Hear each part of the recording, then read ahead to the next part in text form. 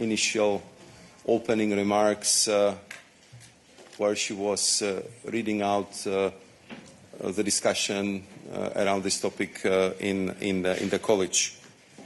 And she provided the broader context for this decision. So I can now turn to the proposal at hand, the suspension of core trade-related provisions of the Euro-Mediterranean Agreement in relation to Israel. This proposal is grounded in Articles 2 and 79 of the Agreement, which establishes the respect for human rights and democratic principles as essential elements for our partnership. The proposed suspension targets tariff preferences granted to Israel, encompassing free movement of goods, right of establishment and supply of services, public procurement, competition and intellectual property. In practice, this means that imports from Israel to the EU will lose their preferential access to the EU market, and that these goods will be charged duties at the level applied to any other third countries with whom the EU has no free trade agreement. We regret having to take this step. However, we believe it is both appropriate and proportionate given the ongoing humanitarian crisis in Gaza.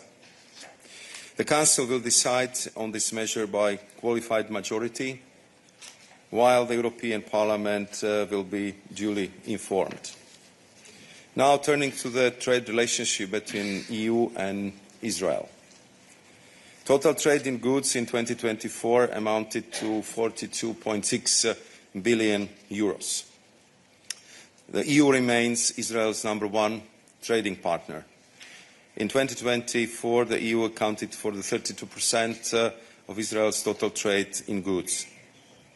In light of these figures and the principles at stake, the proposed partial suspension is a carefully considered response to an increasingly urgent situation.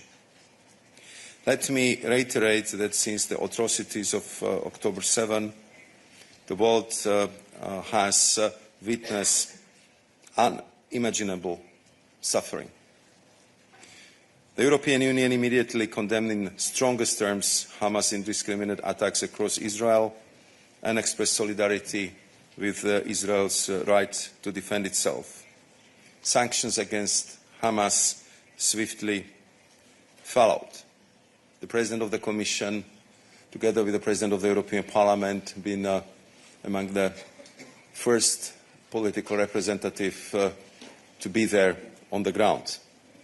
And they share the impression, the shock and horror they have seen in this kibbutzim in Israel. And therefore, we believe that now is the time that we must work together to end also the humanitarian crisis in Gaza. This means unrestrained access for humanitarian aid, the immediate release of all hostages held by Hamas, and an urgent ceasefire to stop the bloodshed.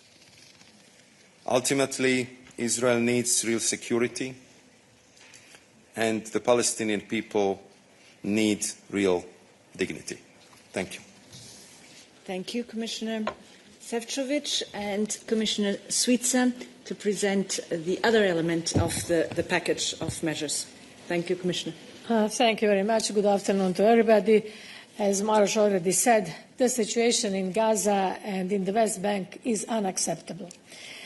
As Commission, we continue to advocate for a two-state solution, one based on a secure Israel and a viable Palestinian Authority. So we are doing it with words, but also with targeted actions. Today, we are putting bilateral support to the Israeli government on hold. I'm talking about bilateral support. This is an important signal and the continuation of our policy of advocating for peace. In particular, €14 million of already allocated funds in the period from 2020 to 2024, and out of this amount, 4.3 million euro have been contracted, while 9.4 million remain uncontracted. Until further notice, we will not proceed with the joint identification of new actions on the signatures of the contracts. This is a decision the Commission can make independently on the basis of exceptional events, like in this case, and can be revoked if conditions on the ground change. As announced, what we are not putting on hold, which is very important, is 20 million euro allocated for measures to fight anti-Semitism and foster Jewish life by supporting Yad Vashem. Likewise, 10.2 million euro for civil society will remain untouched. The European Union's support to peace-building initiatives via Israeli and Palestinian civil society will also continue with an average allocation of 5 million euro per year. Concrete actions again.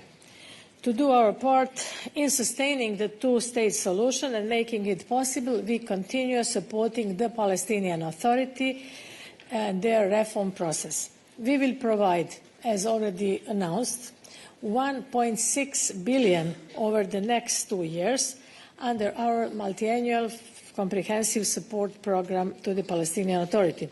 This is important as they are facing an increasingly precarious financial situation. The program already made a difference on the ground. For example, salaries to teachers at Palestinian schools could be paid at least partially last week, coinciding with the start of the school year. Yet, as you know, our funding is not sufficient. The European Union is the biggest donor and supporter toward the reformed and efficient Palestinian Authority. In this moment of great need, we are enhancing our engagement with the Palestinians. As our President von der Leyen announced, we will establish a Palestinian or Palestine donor group with the first meeting still this year. Our aim is twofold: support Palestinian institutions financially via donations of like-minded international donors, Arab states, international and regional organizations, and international financing institutions. Then serve as a forum for the Palestinian Authority to present the reforms implementation, ensuring transparency. They also need to ensure transparency, and engage on the future of Gaza and coordinate international recovery and reconstruction efforts once the conditions allow.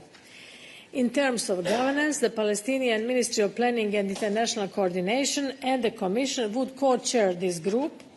We have opened the path for Gulf countries to join us in this effort in a prominent way. This platform will catalyse efforts of regional and international partners, and this is the moment to invite others to join us and pledge their support as well. Thank you very much, also to Commissioner Suica. And we can open the floor to your questions now. Mark, please.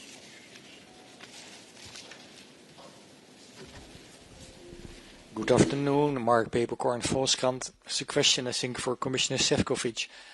I mean, the total export of Israel to the EU last year was about 16 billion euros. The effect of now, let's say, the new tariff agreement or the stopping of the preferential tariffs has an effect, we were told, of about 227 million a year. So it's relatively modest. So my question is, why do you think this modest proposal would change the behavior of Israel in Gaza? Thanks. Your numbers are correct, but I think that here we are talking not only about the trade and not only about the numbers. I would say the whole context of decision was very political, so I think the HRVP would be in a better position to comment on this.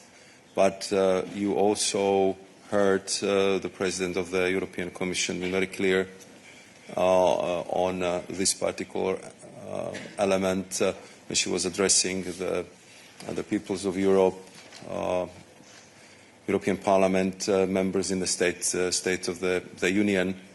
And, of course, based on that announcement and political commitment, we've been acting very quickly to present the proposal.